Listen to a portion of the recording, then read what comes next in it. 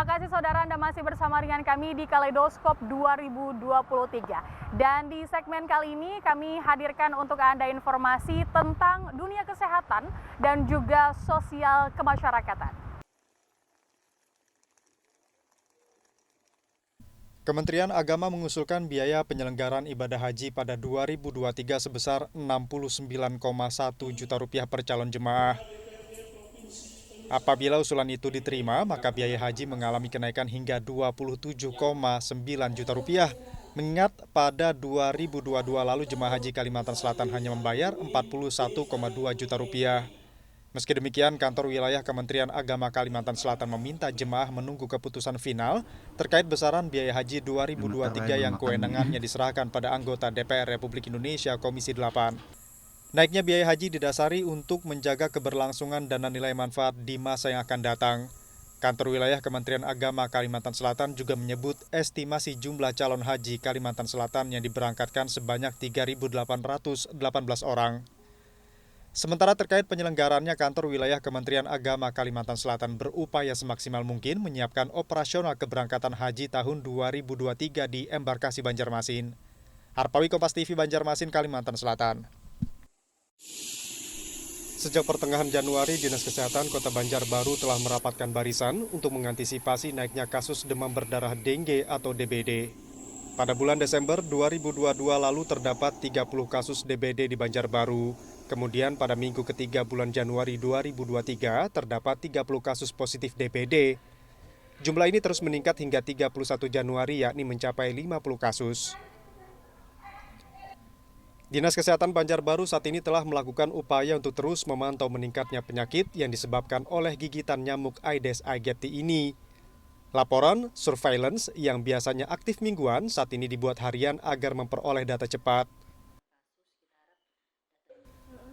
Faktor yang memengaruhi meningkatnya kasus DBD di Banjarbaru ini karena di musim hujan ini, banyak rumah kosong di Banjarbaru yang ditinggalkan tanpa menutup tempat genangan air, sehingga membuat nyamuk dapat berkembang biak. Pihaknya mengimbau masyarakat agar dapat menjaga lingkungan untuk terhindar dari DBD dengan menguras penampungan air, mengubur sampah, menutup penampungan air dan memastikan di lingkungan rumah tidak ada penampungan air yang menjadi sarang nyamuk. Nabila Seva, Kompas TV, Banjarbaru, Kalimantan Selatan.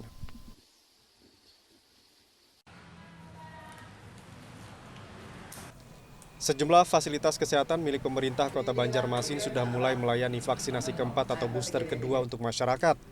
Vaksinasi booster kedua ini sudah bisa didapatkan, satu diantaranya di Puskesmas Pekauman sejak 24 Januari lalu, sebagai upaya menjaga kekebalan tubuh masyarakat meski kasus COVID-19 sudah melandai. Warga berusia 18 tahun ke atas yang sebelumnya sudah menerima vaksin booster pertama jadi sasaran penerimanya. Satu diantaranya Sarmila yang antusias menjalani vaksinasi sebagai upaya mendukung pemerintah dalam mengendalikan kasus COVID-19. Puskesmas Pekauman Kota Banjarmasin menargetkan sekitar 5.000 jiwa dari 5 kelurahan terdekat yang akan divaksin booster kedua. Sementara untuk ketersediaan vaksin saat ini diklaim hanya tersisa ratusan dosis untuk jenis Pfizer. Harpawi, Kompas TV, Banjarmasin, Kalimantan Selatan.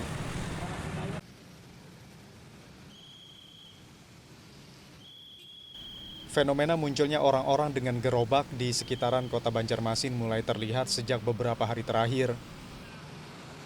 Tak hanya manusia gerobak, para pengemis juga mulai mengisi ruang-ruang tepian jalan di antaranya di Jalan Kayu Tangi, Banjarmasin. Munculnya manusia gerobak ataupun pengemis yang muncul di saat Ramadan membuat Satpol PP Kota Banjarmasin memberikan sanksi pidana bagi pemberi uang ataupun barang ke pengemis dengan denda maksimal Rp100.000. Upaya dilakukan untuk menghentikan aktivitas meminta-minta agar tidak membuat kumuh Kota Banjarmasin lewat Peraturan Daerah Nomor 12 Tahun 2014.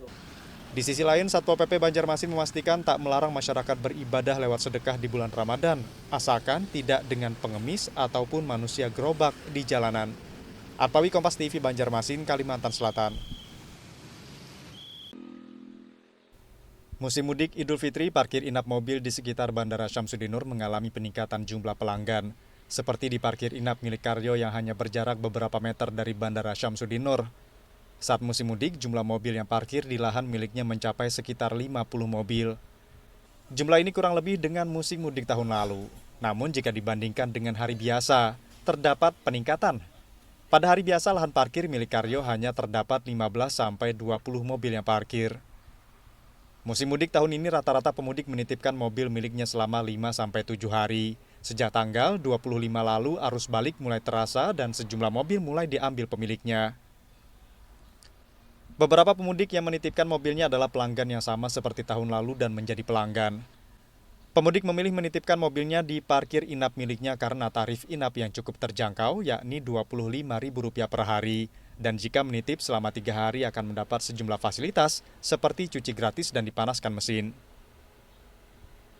Nabila Seva, Kompas TV, Banjarbaru, Kalimantan Selatan.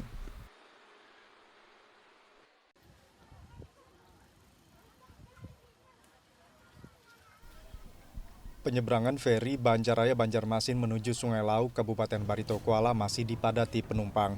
Kepadatan ini terjadi karena masih banyaknya warga memilih menggunakan jalur cepat menuju Sungai Lauk, Tamban untuk bisa bersilaturahmi ke rumah kerabat. Pemilik kapal feri mengaku dalam sehari mampu mengoperasikan selama 24 jam, bahkan menyeberangkan ribuan penumpang saat lebaran. Sebanyak 3 unit kapal feri dari Pelabuhan Banjaraya menuju Pelabuhan Sungai Lauk dioperasikan. Penyeberangan ini jadi pilihan warga lantaran mampu menghemat waktu 2 jam dibanding lewat akses jalur darat melewati Jembatan Barito. Arpawi, Kompas TV, Banjarmasin, Kalimantan Selatan.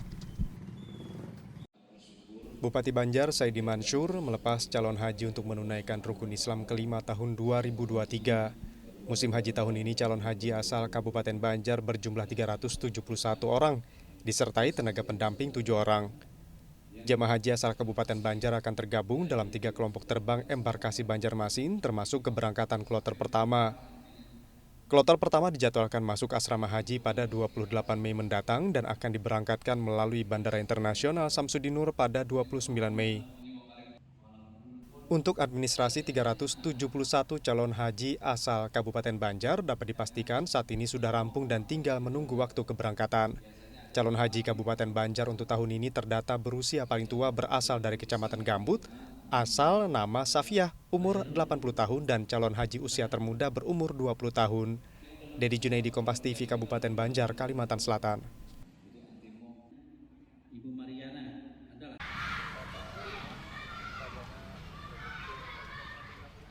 Kesiapan sumber daya manusia menjadi bagian utama dalam menghadapi dan menanggulangi bencana yang terjadi.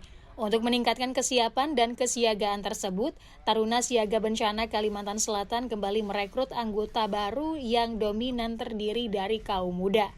Sedikitnya 200 personel direkrut pada tahun ini dan langsung mendapatkan pelatihan dasar utama terkait teori dan praktek saat menanggulangi sebuah peristiwa bencana. Pelatihan dilaksanakan di Banjarmasin dengan menghadirkan langsung pencetus berdirinya Taruna Siaga Bencana di Indonesia. Pihak Dinas Sosial Kalimantan Selatan yang menaungi para Taruna Siaga Bencana menyebut, langkah ini sebagai regenerasi karena anggota lama sebagian telah berusia lebih tua. Sementara memasuki musim penghujan di Kalimantan Selatan, para anggota Taruna Siaga Bencana diharapkan siaga dan siap jika sewaktu-waktu diperlukan menangani bencana di tengah masyarakat. Fadli Azhari, Abrar Effendi, Kompas TV, Banjarmasin, Kalimantan Selatan.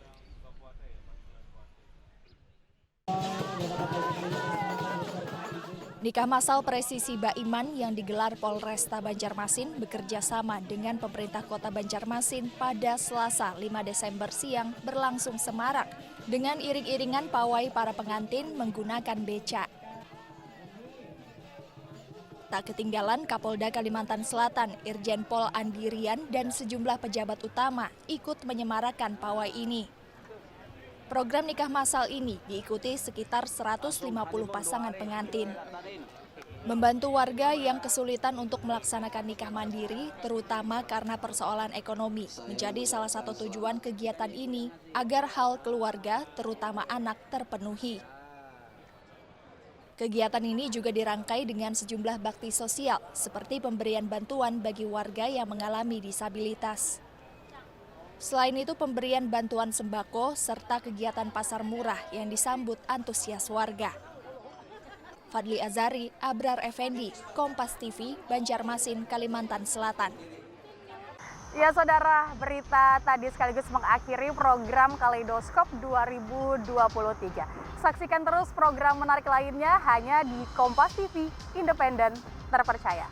Dan saatnya saya Aisyah Iria dan seluruh kerabat kerja yang bertugas undur diri dari hadapan Anda. Terima kasih, selamat berakhir pekan dan selamat tahun baru 2024 dan sampai jumpa.